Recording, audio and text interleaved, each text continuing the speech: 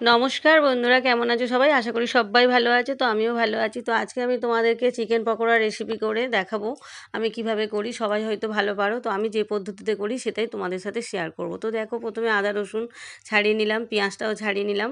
তো এগুলো আমি মিক্সিতে পেস্ট করে নেবো। আর চিকেনটা আমি খুবই কম নিয়েছি, ওই 250 গ্রাম মতো চিকেন ছিল। তো আমি টিফিনে খাবো বলে সন্ধেবেলা এটা করেছি। তো খুবই সামান্য, মানে 250 গ্রাম মানে খুবই কম। তো সেটা আমি ফ্রিজে রেখেছিলাম। তো ফ্রিজে রেখে বরফ মতো হয়ে গেছে। তো এই যে জলের মধ্যে ডুবিয়ে ভালো করে চিপে চিপে নিলাম।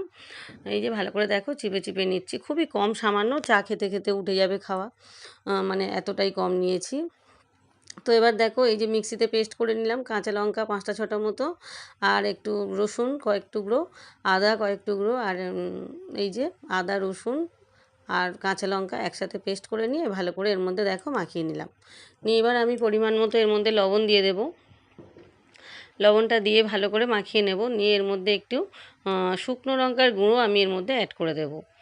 তো তোমরা চাইলে গোলমরিচের গুঁড়ো দিতে পারো। গোলমরিচের গুঁড়োটা আমি আর দিইনি, যেহেতু কাঁচা লঙ্কা দিয়েছি অনেকগুলো, আর যেহেতু শুকনো লঙ্কার গুঁড়ো দিয়েছি, আমি গোলমরিচের গুঁড়োটা আর দিইনি। এবার ভালো করে আমি একটু একটু সামান্য হলুদ গুঁড়োও নিলাম, নিয়ে ভালো করে এটাকে মাখিয়ে নেব। প্রতিটা চিকেনের গায়ে কিন্তু খুব ভালো করে চিপে চিপে মাখিয়ে নেব। আর এই যে দেখো, আমি একটু লেবুর রস চিপে দিলাম। লেবুটা হচ্ছে গন্ধরাজ লেবু ছিল। তোমরা চাইলে এর মধ্যে একটু ভিনিগার দিতে পারো, ভিনিগার দিয়ে মানে ভিজিয়ে রাখতে পারো। আমি সেটা ভিনিগারটা পছন্দ করি না বলে আমি দিইনি, আমি লেবুর রসটা খুব পছন্দ করি। তো দেখো, ভালো করে লেবুর রস নিয়ে নিলাম। নিয়ে ভালো করে এটাকে মাখিয়ে এই 20 মিনিট মতো, 15 থেকে 20 মিনিট আমি এটাকে রেস্টে রেখে দেবো। তো আমি এর মধ্যে একটু একটা ডিম ফাটিয়ে দিলাম, আর একটু বেসন 50 গ্রাম মতো বেসন নিয়েছি। 50 গ্রাম বেসন আর এই 250 গ্রাম মতো চিকেন ছিল। তো বেসনটা দিলে কিন্তু বন্ধুরা খুব মুচমুচে হয়। তো অন্য সময় আমি কর্নফ্লাওয়ার দিয়ে করি, কর্নফ্লাওয়ার ময়দা এগুলো দিই, কিন্তু আজকে আমি কর্নফ্লাওয়ার ময়দা দিইনি, বেসন দিয়ে করেই দেখলাম কেমন হয়। ভীষণ মুচমুচে হয়েছে, খুব সুন্দর খেতে হয়েছে। তো এই যে দেখো, বেসনটা দিয়ে আমি খুব ভালো করে মাখিয়ে নিলাম। মাখিয়ে নিয়ে এটাকে আমি কিছুক্ষণ ওই 20 মিনিট 15 মিনিট মতো আমি এটাকে ঢাকা দিয়ে রেখে দেবো। খুব সুন্দর করে মাখিয়ে নিলাম, দেখো মাখানোটা কিন্তু খুব ভালো হয়েছে। মাখিয়ে এবার আমি এটাকে ঢাকা দিয়ে রাখবো।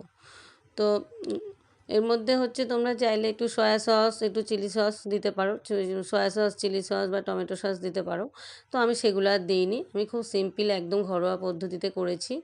তো একদমই সিম্পল করেছি, আমি কোনো রকম সস দিইনি। সস দিয়ে যেহেতু খাওয়া হবে, তো আমি আর সস দিয়ে মাখাইনি। তো এবার দেখো বন্ধুরা, এবার আমি মানে এগুলো মানে কড়াই বসিয়ে, গ্যাসের মধ্যে কড়াই বসিয়ে সাদা তেল দিয়ে দিলাম। তো সাদা তেলের মধ্যে, এটা সর্ষের তেল নয় কিন্তু সাদা তেল, কারণ এর মধ্যে আমি একটু মাছ ভেজেছিলাম বলে লাল মতো হয়ে গিয়েছে। তো সেই জন্য এটা কিন্তু দেখতে সর্ষের তেল লাগছে, সর্ষের তেল কিন্তু নয়, এটা সাদা তেল। তো এর মধ্যে আমি এবার এক এক করে দিয়ে দিলাম চিকেনের পিসগুলো। এক এক করে চিকেনের পিসগুলো আমি কেটে কেটে একটু ছোটো ছোটো করে নিয়েছিলাম। আর এগুলো কিন্তু বোনলেস চিকেন ছিল। তো খুব সুন্দর করে ছোটো ছোটো করে পিস করে নিয়ে আমি এগুলো মানে রেখে দিয়েছিলাম। তো দেখো বন্ধুরা, এইবার আমি এগুলো কড়াইতে দিয়ে দিলাম। তো আমি বেশ অনেকগুলো করেই দিয়ে দিলাম, একটা দুটো করে না, বেশ অনেকগুলো করে দিয়ে আমি 3বার করে ভেজে নিয়েছি। 3বার করে ভাজলে মোটামুটি আমার হয়ে গিয়েছে। তো দেখো বন্ধুরা, এই কতগুলো দিয়ে এবার আমি ওভেনটাকে মিডিয়াম টু লো ফ্লেমে দিলাম, কারণ ভিতরটা না হলে সিদ্ধ হবে না। ভিতরটা সিদ্ধ হওয়ার ব্যাপার আছে, ওপরটা শুধু মানে মচমচে হলে হবে না, ভিতরটাও তো কাঁচা থেকে যাবে। সেই জন্য আমি ওভেনটাকে কিন্তু মিডিয়াম টু লো ফ্লেমে দিয়েছি। দিয়ে এবার আমি ভালো করে উল্টে পাল্টে পুরো লাল লাল করে ভেজে নিলাম। তো বন্ধুরা, এত মুচমুচে হয়েছে কি বলবো, মানে খুব সুন্দর হয়েছে, খেতে অপূর্ব স্বাদ হয়েছে। তো নিজে করেছি বলে না, এত সুন্দর হয়েছে কি বলবো। এর মানে এরকম অনুষ্ঠান বাড়িতেও, অনুষ্ঠান বাড়িতে ঠিক যেমন হয় ঠিক তেমনই হয়েছে, খুব সুন্দর খেতে হয়েছে। তো এই যে আমি একবার তুলে নিলাম। তো এইভাবে আমি 3বার করে দিয়ে তুলে নেব। তো বন্ধুরা, আমাদের বাড়িতে একটু লোকজন বেশি। তো সত্যি এই মানে এই 250 গ্রাম মাংসতে মানে চিকেনে হয় না ঠিক কথা, 500 বা 1 কেজি করলে তবে ঠিক হয়। আমাদের বাড়ি প্রচুর লোকজন। তো আজকের মানে কি বলবো, খুবই কম ছিল।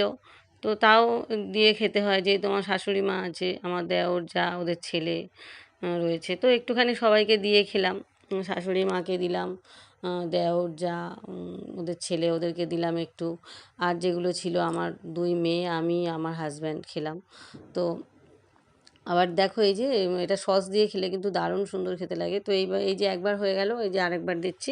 তো প্রত্যেকবারে দেখালে ভিডিওটা অনেক বড় হয়ে যাবে, তো সেই জন্য আমি খুব বেশি আর দেখাবো না। এই কটা ভেজে নিয়েই আমি তুলে নিয়ে এবার আমি ভিডিওটা এখানে ইয়ে করে দেবো, খুব বেশি বড় হয়ে যাচ্ছে। তো এবার আমি এগুলোকে তুলে নেব, এই উল্টে পাল্টে ভেজে নিলাম। আর ওভেনটাকে কিন্তু সবসময় মিডিয়াম টু লো ফ্লেমে দিতে হবে, কারণ ভিতরটা তো কাঁচা থাকে, মানে ভিতরটা সেদ্ধ হওয়ার ব্যাপার আছে, সেই জন্য ওভেনটাকে আস্তে দিতে হবে। তো এই যে সবগুলো আমি ভেজে নিলাম। তো আমার 2 মেয়ে বলছিল এত সুন্দর খেতে হয়েছে, অনুষ্ঠান বাড়ির মতোই কিন্তু খেতে হয়েছে।